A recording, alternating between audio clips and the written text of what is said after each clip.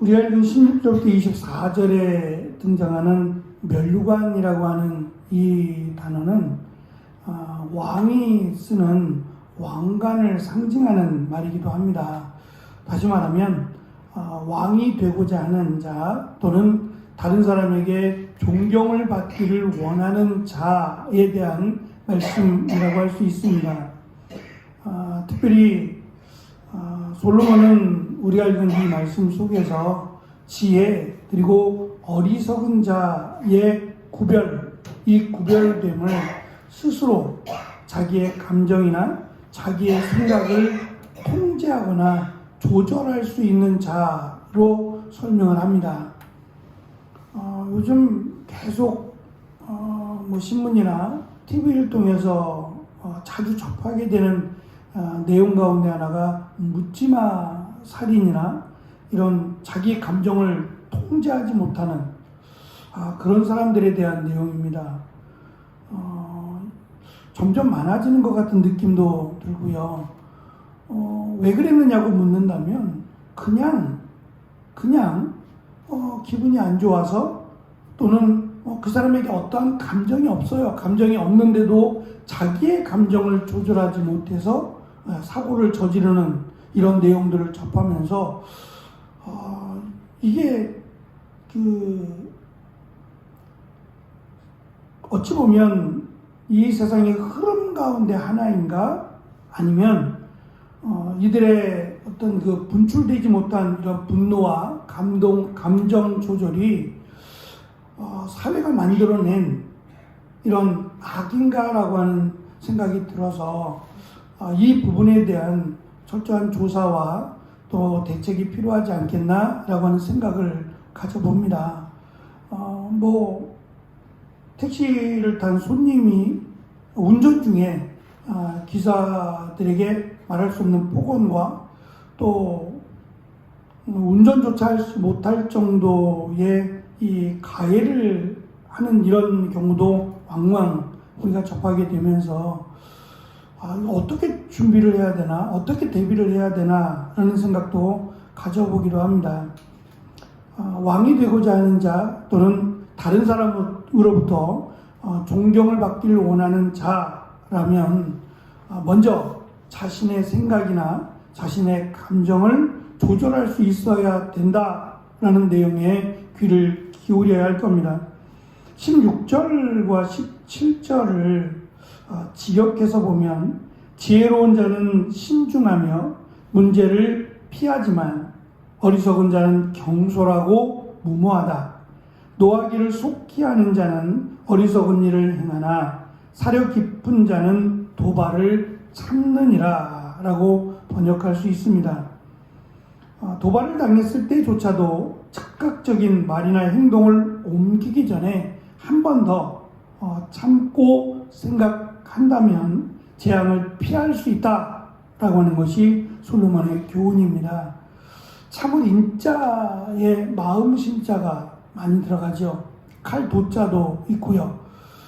자기의 마음을 다스리는 자는 이미 멸류관을 쓴 것과 같다라고 하는 것이 솔로몬의 주장이에요. 우리는 성경을 통해서 솔로몬의 마음 상태에 대해서 많이 접하기 어려운 것 같아요. 오히려 다윗보다 솔로몬에 대한 그 심적 부분에 대한 내용이 훨씬 적습니다. 하지만 단편적으로 솔로몬이 겪었던 그 어린 시절에, 그러니까 왕이 되기 전 그 형들의 아버지를 죽이려고 하는 모습 또는 솔로몬이 어렵게 왕이 되어서 나라를 다스리기 위해서 그가 하나님 앞에 나와 기도하며 일천번제를 쌓았던 그 내용들을 통해서 엿볼 수 있는 것은 이 불안하다라고 하는 또는 자기를 도울 사람이 없다라고 하는 절박감은 느낄 수 있어요. 그래서 그가 택한 방법이 일천번제라고 하는 방법이었죠. 매번 그런 것도 아니라 처음이자 마지막으로 그가 왕이 되어서 하나님 앞에 제사를 드린 정말 엄청난 제사였겠죠. 1,000마리 이상을 한 번에 제물로 드린다라고 하는 것은 어쩌면 이스라엘 역사 가운데 처음이자 마지막으로 있는 일입니다. 그만큼 절박했다는 얘기고 또 자신을 도울 만한 그런 도울 수 있는 사람도 없었다라는 것을 우리가 생각해 볼 수 있습니다. 18절부터 24절에서 이 절한다라고 하는 내용이 등장하는데요. 이 절한다라고 하는 단어가 요셉이 자신을 시기하여 음모를 꾸민 형들이 자신에게 절하는 것을 이게 상징적으로 엿보게 하는 내용입니다. 결국 가서는 의인이 승리한다는 얘기예요.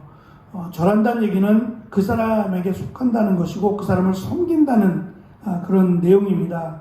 결국 악인들이 득세할 것 같지만 그 악인은 결국에 가서 의인에게 절을 하게 될 것이다. 하나님은 그렇게 만들어 가신다라는 것을 이야기하므로 자신을 스스로 통제하고 자신의 감정을 절제하는 자는 결국 손해보는 것 같고 다른 사람에게 굴욕당하는 것처럼, 그러니까 나를 무시하고 나를 업신여기는 자를 향해서 분노하지 않고 자신의 감정을 조절하고 참고 인내한다면 결국 자신을 무시하고 자신에게 굴욕적인 그런 수치를 안겨주었던 사람이 자신 앞에 절을 할 것이라는 거죠. 의로우신 하나님이 그 불의에 대해서 참고 인내한 사람을 하나님이 오히려 높여주신다라고 하는 내용입니다.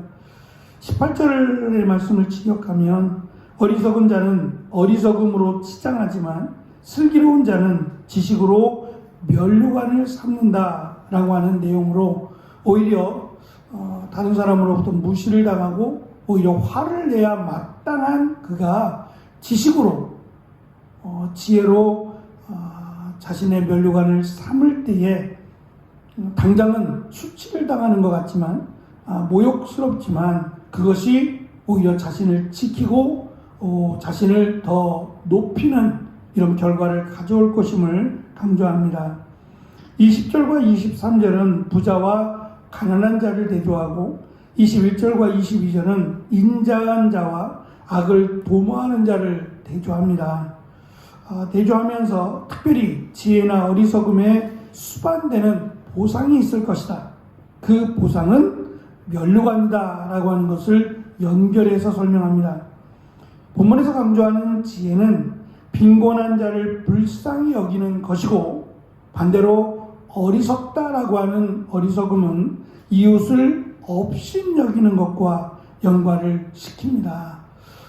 그만큼 자신이 높다 여기는 자는 오히려 자신의 어리석음을 깨달아야 할 것이고 자신의 부족함과 자신의 연약함을 깨닫는 자라도 자신뿐만 아니라 오히려 자신보다 더 열악한 자들을 돌아보는 것이 지혜로움임을 우리에게 강조하고 있습니다. 경기가 어렵고 사회가 불안할수록 더 이렇게 활기를 띠는 것 가운데 하나가 로또랍니다. 그러니까 경기가 원만하게 돌아갈 때는 로또를 사는 사람들이 별로 없지만 경기가 불안하고 또 어려울수록 이 한탕이라고 하는 로또에 관심을 갖는다고 합니다.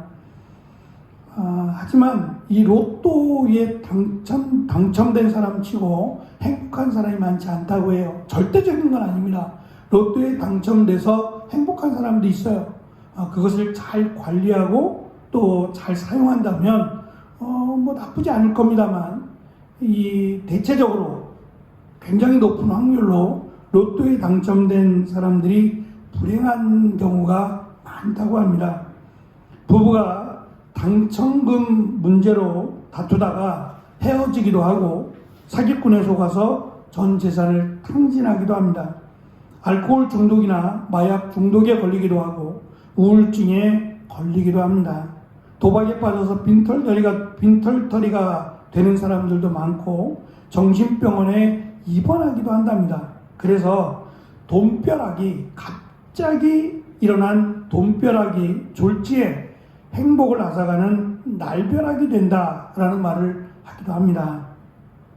그래서 오스트리아의 억만장자는 돈 때문에 자신이 불행해졌다면서 자신이 소유한 전 재산을 자선단체에 기부하고 화려한 저택에서 나와 초라한 단칸방으로 이사했다라는 말도 전해지기도 합니다. 중요한 것은 자기가 자기를 조절할 수 있느냐죠.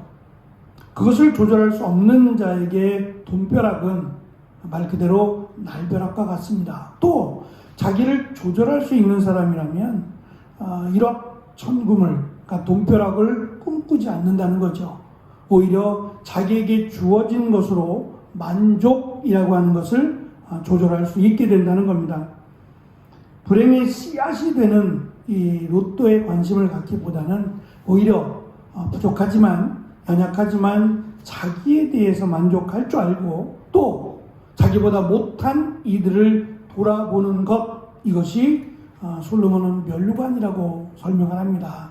왜냐하면 하나님은 의로우셔서 자기에 대하여 조절할 수 있을 뿐만 아니라 연약한 자들을 돌보는 자를 하나님은 외면하지 않으시기 때문이죠.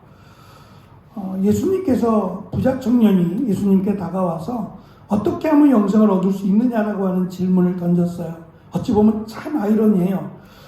부자가 되었어요. 젊은인데, 부자 청년인데, 청년이 부자가 되었다는 것도 대단한 일인데, 그 대단한 부자가 예수님께 대하여 어떻게 하면 영생을 얻을 수 있겠습니까? 라고 묻는다는 것이 아이러니해요. 왜냐하면 당시 유대인들은 하나님의 나라, 그러니까 영생이라고 하는 것이 부자가 들어가는 곳이라고 생각해 왔어요. 그런데 이 부자는 스스로 그렇게 생각하지 않는 거예요. 자기가 생각해도 부자라고 해서 영생을 얻는 것은 아니다라는 걸 깨달은 거예요. 아무리 돈이 많아도, 아무리 사람들로부터 존중을 받아도 이렇다고 영생을 얻는 것은 아님을 깨달은 거죠. 그래서 예수님은 그에게 가진 것을 팔아 가난한 자들에게 주고 너는 나를 따르라고 말씀하셨어요. 그것이 시작입니다. 그렇게 해서 영생을 얻는 게 아니라 그게 시작이에요. 이 사람에게 있어서 재물은 하나님의 나라에 들어가는 것을 방해해요. 그래서 내가 가진 모든 것을 팔아 가난한 자들에게 주고 너는 나를 따르라고, 그러면 영생을 어떻게 얻는 것인지를 깨닫게 된다는 거죠. 그랬더니 그는 물질이 많아서, 재물이 많아서 근심하며 돌아갔다라고 말씀합니다. 오히려 재물이 근심이 되어버렸어요. 재물이 많으면 행복해야 되고 기쁨이 넘쳐야 되고 그것으로 더 많은 일을 할 수 있어야 되는데 오히려 이 재물이 그에게 근심을 안겨주고 말았어요. 그리고 영생과는 거리가 먼 사람이 되고 말았어요. 그래서 예수님은 마치 낙타가 발을 끼로 들어가는 것이 부자가 하나님의 나라에 들어가는 것보다 더 쉬울 것을 강조해 주셨습니다. 솔로몬 당시에는 더 했을 겁니다.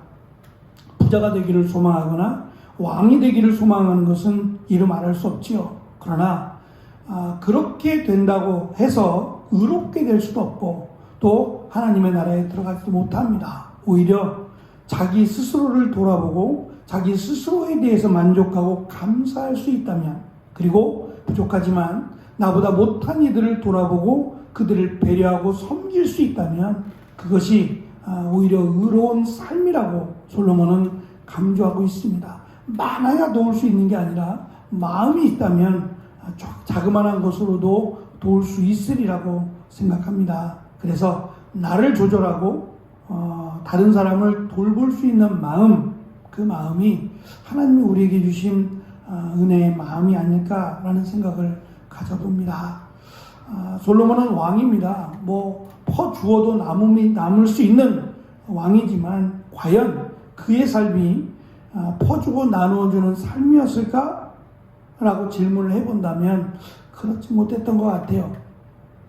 오히려 왕이 되지 못했더라면 더 행복한 삶이 아니었을까? 라고 하는 생각도 가져봅니다. 나에게 주어진 일상이라고 하는 것에 감사할 수 있고 또 불평이 아닌 오히려 내가 가진 작은 것으로 다른 사람에게 조금이라도 위로와 또 힘이 될 수 있는 그러한 우리의 삶이 되어지기를 축원합니다. 기도하겠습니다.